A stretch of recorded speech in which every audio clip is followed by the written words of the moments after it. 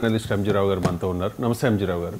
America భారత్ల మధ్య వాణిజ్య ఒప్పందం కోసం మార్చిలో స్టార్ట్ అయ్యాయి ట్రేడ్ డిస్కషన్స్.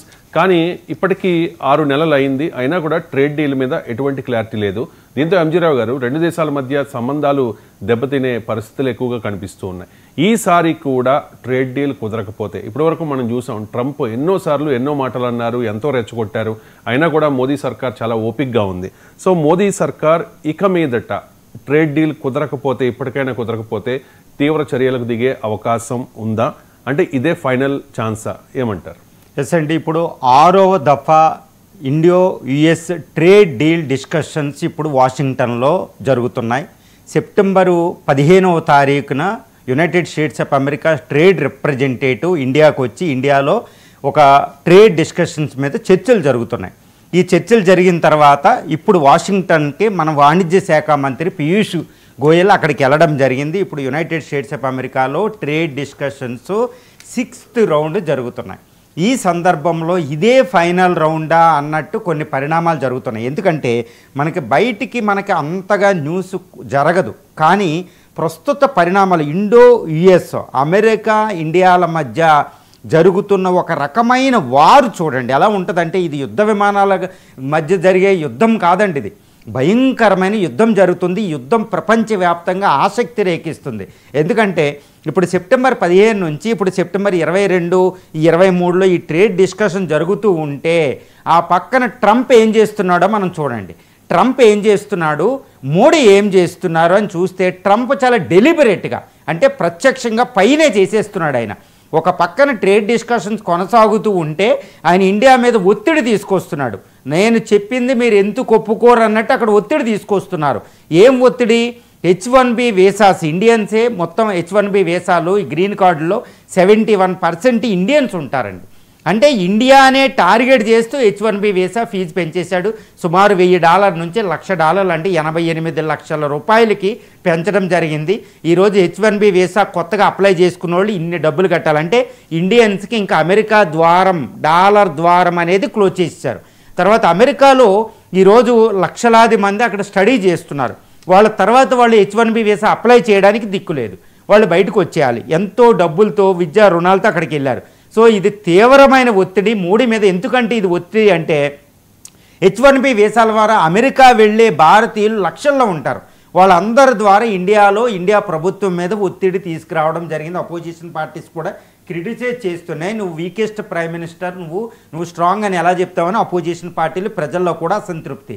ఇది ఈ విధంగా ట్రంప్ భారత్ మీద ఒత్తిడి తీసుకొస్తున్నాడు. అంటే ట్రేడ్ డిస్కషన్స్లో ఎడ్జ్ సంపాదించడానికి అనేది ఇక్కడ తెలుస్తుంది. దీంతోపాటు ఈ ట్రేడ్ డిస్కషన్స్ 6వ దఫా ఇప్పటి వరకు ఏంటి, ట్రంప్ మోడీకి ఫోన్ చేసి నువ్వు నా ఫ్రెండ్ అవి బర్త్డే విషెస్ అని చెప్తే మోడీ దీన్ని ప్రతిస్పందించడం, మంచిగా ప్రతిస్పందిస్తూ ఓ పక్కన ఫ్రెండ్ అంటూనే మరో పక్కన ఇంకోటి ఏం చేశాడు, H1B వీసాస్తో పాటు ఇరాన్లోని చాబహార్ పోర్ట్ మీద ఆంక్షలు విధించాడు. అక్కడ అంటే ఏంటి, చాబహార్ పోర్ట్ అనేది మనకు ప్రాణం అనమాట. ఎందుకంటే అటు పాకిస్తాన్లో గ్వడార్ పోర్టుకి ఆపోజిట్లో చైనా ఈ బెల్ట్ అండ్ రోడ్ ఇనిషియేటివ్కి ఎగెనెస్ట్గా ఇండియన్ ఓషన్ల కంట్రోల్ కోసం, ఇటు సెంట్రల్ ఏషియాతో ఆఫ్ఘనిస్తాన్తో మంచి రిలేషన్షిప్ కోసం మనం అక్కడ ఫస్ట్ టైము ఒక ఫోర్ట్ని outside of India develop చేస్తున్నామండి.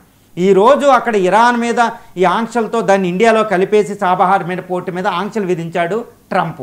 ఇది చాలా పెద్ద రాంగ్ సిగ్నల్ అనమాట. అంటే ఏంటి, ఇండియా ఒక పక్కన ట్రేడ్ డిస్కషన్ చేస్తూ ఉంటే ఇండియా మీద ఒత్తిడి తీసుకొస్తున్నాడు.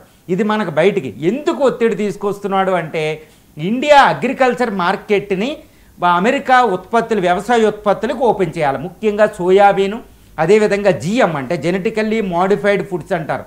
అది భారత్లో మనం పండించం, మన భారతీయులకు అవి అందించదు భారతదేశం. ఎందుకంటే జెనెటికల్లీ మోడిఫైడ్ అంటే చాలా హెల్త్ డిజార్డర్స్ వస్తాయి. అవి చాలా చీప్గా అమెరికాలో ఏంటంటే గ్రే బాక్స్ అని, గ్రీన్ బాక్స్ అని, బ్లూ బాక్స్ అని ఎన్నో సబ్సిడీలు ఇచ్చేస్తారు. వాళ్ళ దగ్గర డబ్బులు ఎక్కువ, ఆ రైతులు ఈజీగా పండిస్తారు. అంత చౌకైన వ్యవసాయ ఉత్పత్తులు ఇండియా వస్తే మనం మొక్కజొన్న, ఈ చిరుధాన్యాలు, నూనె గింజలు ఇలాంటి తర్వాత ఇలాంటివన్నీ ఇప్పుడు సోయాబీను ఇవన్నీ కారు చౌక వస్తే మనం రైతులు పండించలేరు. మిలియన్స్, కోట్లాది మంది రైతులకి నోరు కొట్టేసింది. అందుకే భారత ప్రైమ్ మినిస్టర్ ఏం చేస్తున్నారు, ఇలాంటివి నేను ఒప్పుకోను అని చెప్తున్నారు. తర్వాత మిల్క్ ఎక్కువ ప్రొడ్యూస్ చేస్తుంది ప్రపంచంలోనే భారతదేశం. ఇలాంటి మిల్క్ నాన్ వెజ్ మిల్క్ అని ఒకటి ఉంటుంది, అక్కడ మాంసాహార ఉత్పత్తులతో ప్రొడ్యూస్ చేసే పాలు ఉంటాయి అన్నమాట. వాటి కోసం మన మార్కెట్ ఓపెన్ చేస్తే ఇక్కడ శాకాహారులు ఎక్కువ ఉంటారు, మత సాంప్రదాయాలు ఉంటాయి. వీళ్ళు మన ఏ మిల్కో తెలీదు, మిల్క్ అంటేనే వెజ్ అండి, మిల్క్ అంటేనే శాకాహారం. ఈరోజు నాన్ వెజ్ మిల్క్ వచ్చింది అనుకోండి, ఈ మాంసాహారంతో పోల్చిన ఈ పాలని ఎవరు తాగుతారు ఇండియాలో? ఎలా కుదురుతుంది? దాన్ని ఓపెన్ చేయమంటాడు ట్రంప్. సో ఇలాంటి ప్రమాదాలు ఉన్నాయన్నమాట. తర్వాత MSME medium small scale industries ఉత్పత్తి చేసే ఉత్పత్తులు అమెరికా నుంచి వస్తాయి. దీనివల్ల ఇండియా పారిశ్రామిక ఉత్పత్తులు సుమారు 45% medium and small scale industries ఇప్పుడు ఇవి దెబ్బతింటాయి. అంటే కోట్లాది మంది భారతీయులు నోరు కొట్టే ట్రేడ్ డీల్ చేసుకోమంటున్నాడు ట్రంప్. ఇది చాలా చాలా పెద్ద ప్రమాదం. సో వీటిలో మనం భారతదేశం ఒప్పుకోవడంలే. కాబట్టి ఇది ఒత్తిడి తీసుకురావడానికి ట్రంప్ ఆ పనులు చేస్తున్నట్టు. ట్రంప్ ఎంత దారుణం అంటే ఆయన ట్రేడ్ డిస్కషన్లో పెట్టే మార్పులు మామూలుగా పెడతలేదు. ఎందుకంటే ఒక రకంగా ఫిబ్రవరిలో మన డొనాల్డ్ ట్రంప్ మన ప్రధాని మోడీ గారు కలిసినప్పుడు వాషింగ్టన్ డీసీలో, అంటే జనవరి 20న ఆయన పదవి స్వీకరించాడు ఒక రెండవ దఫా ట్రంప్. తర్వాత ఒక నెలలోనే మోడీ అక్కడికి వెళ్ళడం జరిగింది. ఫిబ్రవరి డిస్కషన్లో మోడీ అదేవిధంగా ట్రంప్ సంయుక్త ప్రకటనలో ఒక పెద్ద ప్రకటన చేశారు. అదేంటి, ఇండియాతో మేము ఫస్ట్ టైం ట్రేడ్ డీల్ కుదుర్చుకోబోతున్నామని ట్రంప్ ప్రకటించాడు. అంటే మార్చిలో మొదలైన ట్రేడ్ డిస్కషన్ 6 నెలలైనా ట్రేడ్ డిస్కషన్స్ కంప్లీట్లీ అసంపూర్తిగా ఉండిపోయినా 5వ దఫా 6వ దఫా అయినా ఇంకా ఒక కొలుక్కు రాలేదు. ఇది ఒక ట్రేడ్ వార్గా జరుగుతుంది. అసలు ఇండియా అమెరికాల మధ్య ఇంత ట్రేడ్ వార్ జరిగిద్దని ఎవ్వరూ ఊహించుకోలేదు. ఈవెన్ చైనా అమెరికాల మధ్య జరిగే ట్రేడ్ వార్ని కూడా మించిపోయి భారత్ అమెరికాల మధ్య ఫ్రెండ్లీ కంట్రీస్ మధ్య ట్రేడ్ వార్ జరుగుతుంది. అది ముఖ్యంగా ఈయన వ్యక్తిత్వం, డొనాల్డ్ ట్రంప్ వ్యక్తిత్వం ఒక దౌత్యవేత్తగా లేదు, ఒక మిత్రురాలుగా గత 3 దశాబ్దాలుగా ఇండియా అద్భుతమైన సంబంధ బాంధవ్యాలను మెయింటైన్ చేస్తుంటే అమెరికా ఈరోజు United states of America president Trump ఇండియాను ఒక శత్రు దేశంగా పరిగణిస్తున్నాడు, భారతదేశాన్ని అవమానిస్తున్నాడు. ఆయన ఆ లత్నికి అయితే ఆయన ఒకటే చెప్తున్నాడు, ఎలాంటి పనికిమాలిన ఇండియన్స్ని తీసుకురావద్దు అనే ఒక పెద్ద వర్డ్, నాన్ సెన్స్ అనే వర్డ్ ఉపయోగించడం జరిగింది. ఇండియాని ఏమంటారు, Trump Maharaja of the tariffs అని పిలిచారు. ఘోరంగా అవమానిస్తున్నారు. కానీ ఇది భారత ప్రధాని మోడీ మాత్రం చాలా సమయం మనమంతో చాలా పేషెంట్గా, ఎందుకంటే ఇండియాతో అమెరికాతో ట్రేడ్ డీల్ భారత్కి చాలా అత్యవసరం, అమెరికా కూడా అత్యవసరమే. కానీ ట్రంప్ ఎంతకైనా తెగిస్తాడు. అలాంటి వ్యక్తిత్వం, ఒక కాప్రీషియస్ పర్సనాలిటీ, ఏ టైంలో ఎలా ఆలోచిస్తాడో తెలియదు. ఆయన హత్య చేయడం కంటే ప్రశాంతంగా దౌత్య నియమాలను పాటిస్తూ చాలా పేషెన్స్గా ఒక అద్భుతమైన కంట్రీ పరిణితి చెందిన నేతగా మోడీ వ్యవహరిస్తుంటే ట్రంప్ కారుకోతలు కూస్తాడు. కానీ ఇప్పుడు జరిగే trade discussions it's a final discussion అండి. ఇప్పుడు వరకు ఏదైనా ట్రేడ్ డీల్ ఈసారి కుదరకపోతే ఇండియా మాత్రం ప్రతి చర్యలకు దిగిపోతుంది అనేది ఇక్కడ అర్థమవుతుంది. అందువల్ల మోడీ ప్రస్తుతం ట్రేడ్ డిస్కషన్ మధ్యలో చాబహార్ పోర్టు H1B వేషాలు ఇష్యూ తీయడం, ఇష్టం వచ్చినట్టు ఒకరోజు ఫ్రెండ్ అంటడం, ఒకరోజు శత్రువు అని మాట్లాడడం, ఆయన అంతా ఎలా ఉందంటే బెదిరింపులు చేయడం, ఇది పేయడం, ఒక పక్కన ఒక చేత్తో కత్తి ఒక చేత్తోనేమో క్యారెట్ అన్నట్టు భయంకరంగా వ్యవహరిస్తున్నాడు ఆయన. ఇండియాకి ఇది తీవ్రమైన అవమానంగా అవుతుంది. ఎందుకంటే మోడీ ఇంకా సంయమనం వహించడం కుదరదు. ఎందుకంటే అపోజిషన్ పార్టీలు ఇప్పుడు కేజ్రీవాల్ అని, ఇప్పుడు అపోజిషన్ పార్టీ కాంగ్రెస్ అని, రాహుల్ గాంధీ వీళ్ళందరూ డిఫరెంట్గా తీసుకుంటున్నారు. వీకెస్ట్ ప్రైమ్ మినిస్టర్ అని అన్ని మాటలు పడినా మోడీ ఒక నేతగా, ఎందుకంటే దేశ నేత అయిన తర్వాత ఒక రకంగా ఉంటారు, అపోజిషన్లో ఉన్నప్పుడు ఒక రకంగా ఉంటాయి. కానీ ఒక దేశ నేత అయిన తర్వాత దేశ రక్షణ, దేశ యొక్క ప్రయోజనాలు కాపాడమే ప్రధాన పాత్ర వహిస్తుంది. అక్కడ వ్యక్తిత్వం అనేది పక్కన వెళ్ళిపోతుంది. ఇప్పుడు మోడీ చాలా సంయమనంతో చేస్తున్నారు ఈ ట్రేడ్ డిస్కషన్. ఇప్పుడు వాషింగ్టన్లో భారత వాణిజ్య శాఖ మంత్రితో అమెరికా చేసే ట్రేడ్ డిస్కషన్స్, ఒకవేళ ట్రేడ్ డీల్ కుదరకపోతే it will be the final. India అనేది ప్రతి చర్యలకు దిగిపోతుందండి.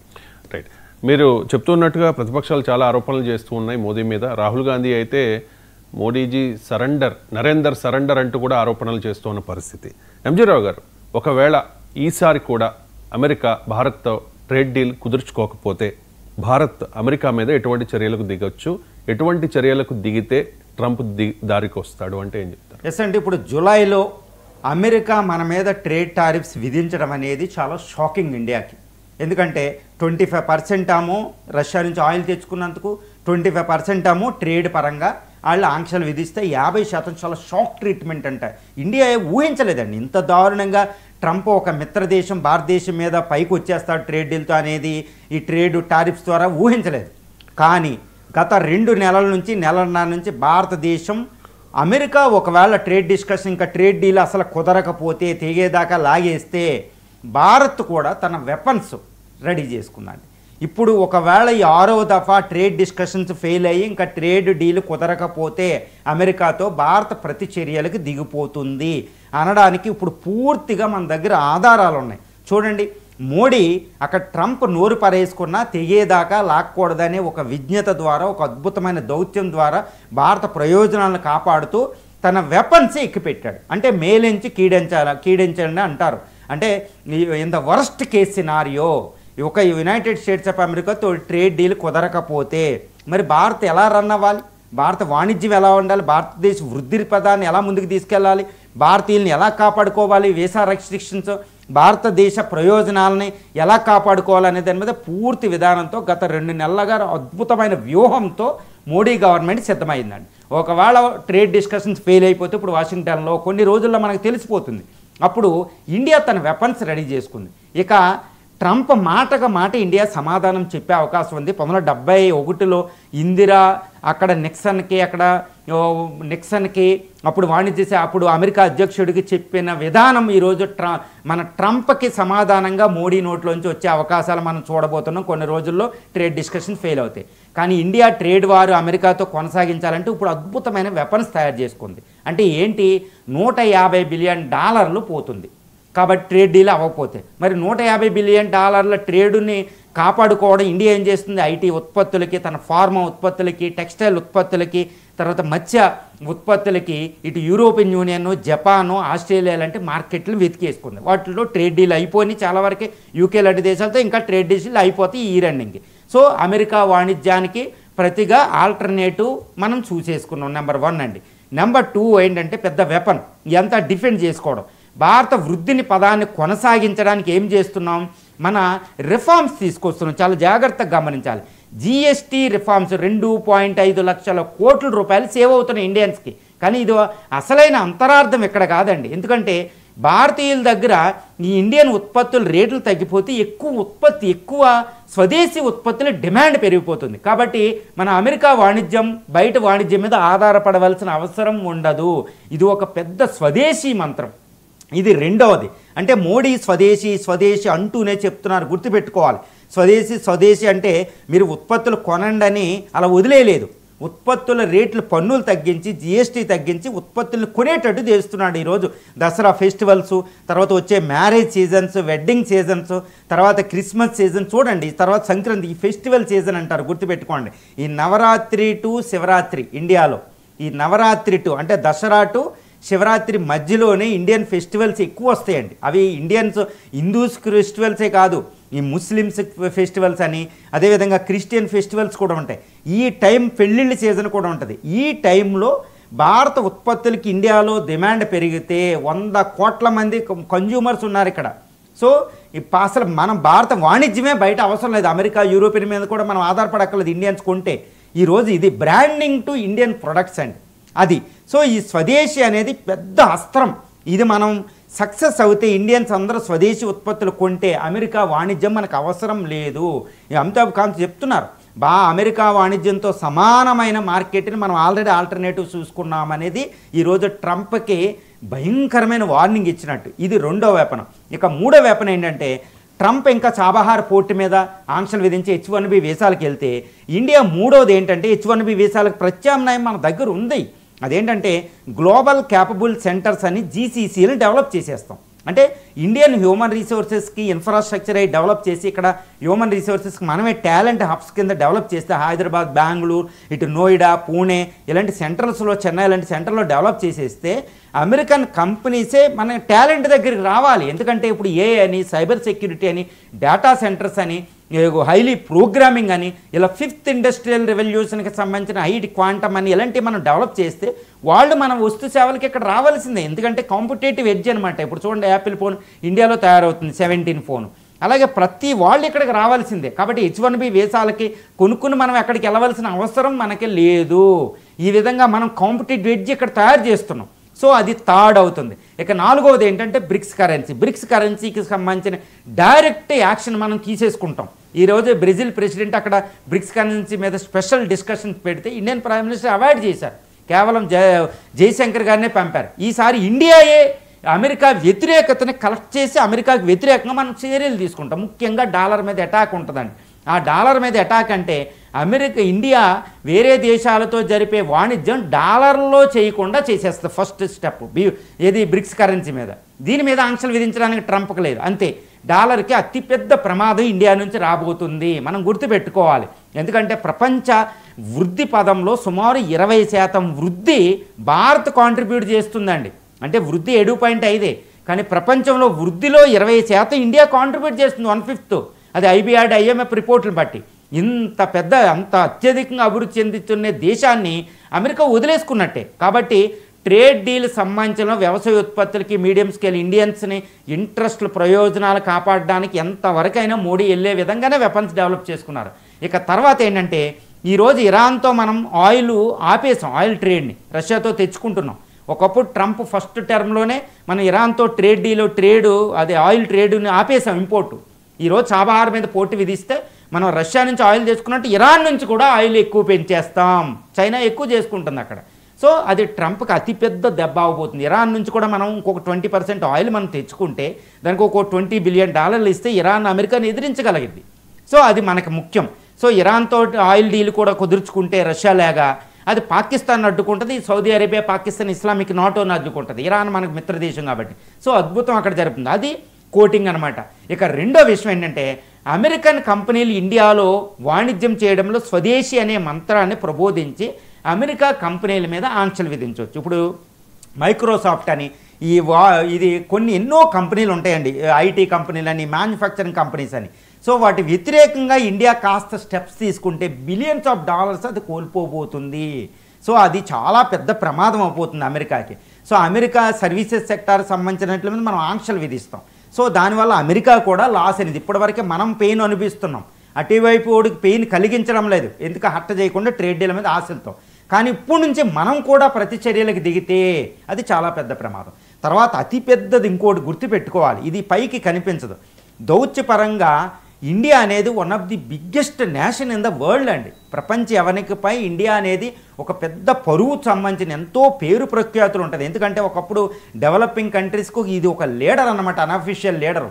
అలీన విధానం ద్వారా నెహ్రూ టైం నుంచి ఒక అద్భుతమైన క్రెడిబిలిటీ అని ఉంటుంది. ప్రపంచంలో అతిపెద్ద ప్రజాస్వామ్య దేశం, ఇంతటి ప్రపంచంలోని అతిపెద్ద ప్రజాస్వామ్య నేత ఈరోజు అమెరికాకి వ్యతిరేకంగా ఒక్క మాట వదిలితే అది అమెరికా పరువు పోతుంది. అమెరికా పరువు ఆల్రెడీ పోగొట్టుకుంది. చైనాతో రష్యాతో శత్రుత్వం ఎక్కువైపోయింది. అమెరికా ప్రపంచ సూపర్ పవర్గా వ్యవహరించలేదు ట్రంప్. ఈరోజు ఇండియా కూడా మాట వదిలితే Indian prime minister Narendra Modi ట్రంప్కి వ్యతిరేకంగా ప్రత్యక్షంగా ఒక మాట వదిలితే అమెరికా పరువు పోతుంది. సో ఇలాంటి ప్రతిచర్యకు దిగితే అమెరికా పరువు ఇంకా చాలా చాలా కష్టమండి. సో ఇలాంటి ప్రతిచర్యకి ట్రంప్ సిద్ధంగా ఉండాలి. అది కూడా ఒక పెద్ద వెపన్ అలా అట్టి పెట్టుకున్నారు మోడీ గారు. 11 సంవత్సరాలు ప్రధానిగా చేసి ఎంతో పరిణితి సంపాదించి ఎంతో 100కు పైగా దేశాల్లో పర్యటన చేసి ఎంతో దౌత్య నీతిని ఎక్స్పీరియన్స్ సంపాదించుకున్న ఒక నేత ఎందుకు సైలెంట్గా ఉంటాడు? ఇది గుర్తుపెట్టుకోవాలి. ఇక మూడో వెపన్ ఏంటంటే ఇండియాలో అపోజిషన్ పార్టీస్ని సైలెంట్ చేయాలి. భారతీయులు కూడా ఆయన ఒక పెద్ద లెసన్ ఇస్తారు. ఇప్పటికే స్వదేశీ అంటున్నారు, కానీ గుర్తుపెట్టుకోవాలి 1971లో ఇందిరాగాంధీ నిక్సన్ అప్పుడు అమెరికా అధ్యక్షుడిని పోరా నీకు సంబంధం లేదు, ఇది భారతదేశం రక్షించుకోండి, నేను ఎంతవరకైనా వెళ్తానని పాకిస్తాన్ 2 ముక్కలు చేసినప్పుడు భారతీయులు దేశభక్తి పొర్లింది. ఇప్పుడు ట్రంప్ కూడా అమెరికా అధ్యక్షుడు ఇదిగో ఈ పని చేస్తున్నాడు, మనం ఎదుర్కోవాలి, మన దేశభక్తి అని ఈయన దేశభక్తిని రగిలించడం మొదలు పెట్టాడు అనుకోండి. అపోజిషన్ పార్టీలు చల్లబడవలసి వస్తాయి, అమెరికా చల్లబడవలసి వస్తాయి, ఇండియన్స్ కూడా దేశభక్తి ఒకసారి రగిలింది అనుకోండి. ఆపరేషన్ సింధూర్ టైంలో వచ్చినట్టు భారతీయులు స్వదేశీ ఉత్పత్తులే కొంటారు. సో చాలా ఆయుధాలు ఇక్కడ మోడీ ప్రభుత్వం అమ్ముల పొదులు ఉన్నాయండి. ఇన్ని వెపన్స్ బయటికి తీస్తారు. ఇక చైనా రష్యాలతో ఇంకా క్లోజ్ అవుతారు. అసలు ఏషియన్ కాంటినెంట్లో అమెరికాకి స్థానం లేకుండా చేసేస్తారు. సో ఇంతటి వెపన్స్ ఇండియా దగ్గర ఉన్నాయి. ఈరోజు అమెరికాతో పోలిస్తే ఇండియా వీకే, నేను కాదనడంలా. $20 trillion economy, $29 trillion economy America. India $4.2 trillion. కానీ ప్రపంచ మానవ వనరులన్నీ ఇండియా దగ్గర ఉన్నాయి. గుర్తుపెట్టుకోవాలి. ప్రపంచంలో అత్యధికంగా వేగంగా అభివృద్ధి చెందుతున్న వ్యవస్థ. 2047 నాటికి అమెరికాని అధిగమించబోతున్నాం. ఇది గుర్తుపెట్టుకోవాలి. ఈ సంవత్సరం కాదండి, వచ్చే సంవత్సరాలు ఎలా ఉన్నాం. సో ఎన్నో చర్యలు. సో ఇండియా లాస్ అవుతే అమెరికాకి అసలు ఏషియన్ కాంటినెంట్లో చైనాని ఎదుర్కొనే శక్తి అమెరికాకి లేదు, మన బలాలు మనకుంటాయి. సో ఇవన్నిటికీ ఇండియా రంగంలో దిగనుంది అంటే అది అమెరికా చేతులారా చేసుకున్నది. కాబట్టి ఈరోజు వాషింగ్టన్లో జరుగుతున్న చర్చలు విఫలమవుతే ఇండియా అనేది ఇక ప్రతి చర్యలకు దిగుతుంది, కౌంటర్ మెజర్స్కి దిగుతుంది. ఇక ట్రంప్కి వ్యతిరేకంగా మోడీ ఎటువంటి చర్యలు తీసుకోవాల్సిన అవసరం ఉంది. ఎందుకంటే ఇక్కడ ఎన్నికలు జరగబోతున్నాయి 5-6 స్టేట్లు, 6 స్టేట్స్లో. వచ్చేది సంకీర్ణ ప్రభుత్వం, అపోజిషన్ గురి పెడితే ఇంకా ప్రభుత్వం తట్టుకోలేదు ప్రజాస్వామ్యంలో. కాబట్టి ట్రంప్ ఇందిరాగాంధీ టైప్లో ఇంకా ఆయన కూడా ట్రంప్కి వ్యతిరేకంగా మోడీ మాట్లాడవలసిన అవసరం ట్రంప్ చేసుకుంటున్నాడు. కాబట్టి అమెరికాకి వ్యతిరేకంగా ఇండియా కౌంటర్ మెజర్ తీసుకోవాలి. అంటే ట్రేడ్ వారికి, అదేవిధంగా అమెరికా దౌత్యపరమైన యుద్ధానికి కావాల్సిన అన్ని వెపన్స్ని ఈ విధంగా భారత్ గురిపెట్టుకుని ఈరోజు ట్రేడ్ డిస్కషన్కి వెళ్ళింది. ఒక అద్భుతం ఆవిష్కృతం అవబోతుంది. ఇండియా పవర్, అసలు రియల్ పవర్, ఎంత పవర్ ఇండియా ఈ గత కొన్ని సంవత్సరాలుగా సంపాదించుకున్నది అనేది ప్రత్యక్షంగా చూపించడానికి, అది కూడా అమెరికాకి వ్యతిరేకంగా చూపించడానికి ఇండియా రెడీ అవుతుంది. ప్రపంచం ఎదురు చూస్తుంది. ట్రేడ్ డిస్కషన్సా, వాణిజ్య యుద్ధమా, India is ready for anything అండి. రైట్. ఇక పాకిస్తాన్ 3 ముక్కలు అవ్వడం ఖాయంగా కనిపిస్తోంది. రీసెంట్గా బలూచిస్తాన్, అలాగే